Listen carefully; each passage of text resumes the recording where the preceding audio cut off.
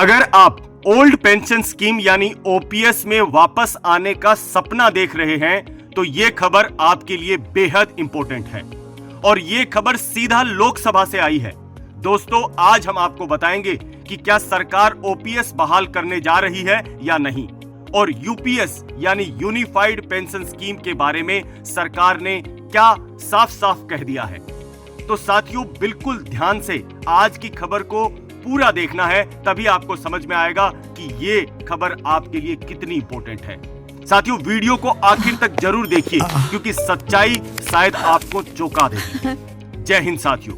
लोकसभा में सांसद श्री सुदामा प्रसाद और श्री उत्कृष्ट वर्मा माथुर ने सरकार से सीधा सवाल पूछा है, क्या ओपीएस वापस लाने की कोई योजना है? यह था सवाल और साथियों, जवाब भी बिल्कुल सीधा और साफ ही आया है। ओल्ड पेंशन स्कीम यानी ओपीएस को बहाल करने का फिलहाल कोई प्रस्ताव सरकार के पास नहीं है। साथियों, सरकार ने साफ कहा है ओपीएस को इसलिए बंद किया गया था क्योंकि यह वित्तीय रूप से टिकाऊ नहीं था, यानी सरकार के खजाने पर बहुत बड़ा बोझ पड़ रहा था। साथियों, 2004 से केंद्र सरकार के सभी नए कर्मचारियों, सशस्त्र बलों को छोड़कर इनके लिए एनपीएस लागू किया गया था, ओपीएस को बंद कर दिया गया था। लेकिन कर्मचारियों की नाराजगी और लगातार मांग के बाद सरकार ने एक कमेटी बनाई जिसकी रिपोर्ट के आधार पर यूनिफाइड पेंशन स्कीम यूपीएस जनवरी 2025 में लाई गई। सरकार का दावा है कि यूपीएस एक डिफाइंड बेनिफिट स्कीम है जहां आपको रिटायरमेंट पर 50% अश्योर्ड पे आउट मिलेगा ही मिलेगा, वो भी आपके आखिरी 12 महीने के औसत बेसिक के आधार पर। लेकिन इसके लिए कम से कम 25 साल की क्वालिफाइंग सर्विस करना जरूरी है।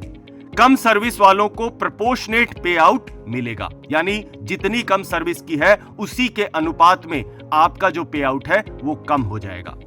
साथियों, सवाल यह भी उठा कि यूपीएस में परिवार की परिभाषा को क्यों बदल दिया गया है। परिवार की परिभाषा में पहले बेरोजगार बेटा, अविवाहित, विधवा, तलाकशुदा बेटी और आश्रित माता पिता शामिल थे, जिनको यूपीएस में शामिल नहीं किया गया है। इस पर सरकार का क्या जवाब है?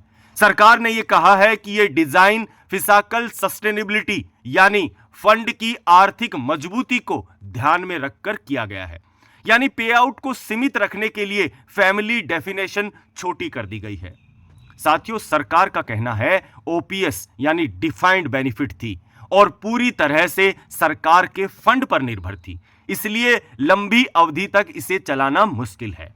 एनपीएस और अब यूपीएस डिफाइंड कंट्रीब्यूशन सिस्टम पर चलती हैं, जहां कर्मचारी और सरकार दोनों योगदान करते हैं। इससे सरकार पर बोझ कम पड़ता है, बोझ साझा हो जाता है। तो साथियों, यह थी बड़ी खबर ओपीएस के बारे में और सरकार ओपीएस पर ताजा स्थिति में बिल्कुल क्लियर है कि फिलहाल ओपीएस वापसी की कोई उम्मीद नहीं है। सरकार पूरी तरह से यूपीएस और एनपीएस मॉडल पर टिक चुकी है। अब आपसे एक सवाल है, क्या यह फैसला सरकारी कर्मचारियों और पेंशनर के हक में है या हमें ओपीएस के लिए लड़ाई जारी रखनी चाहिए? अपनी राय कमेंट में जरूर बताइए और इस वीडियो को हर सरकारी कर्मचारी और पेंशनर तक पहुंचाएं ताकि उन्हें भी पता चले कि लोकसभा में ओपीएस पर क्या जवाब आया है। साथियों, मेरे चैनल को सब्सक्राइब जरूर करें और बेल आइकन दबाएं ताकि आपको आपके हितों की जानकारी सबसे पहले मिल पाए। अगर वीडियो अच्छा लगा तो लाइक करें और अपने साथियों के साथ जरूर शेयर करें। मिलते हैं एक ऐसे ही वीडियो में, तब तक के लिए जय हिंद, जय भारत, वंदे मातरम।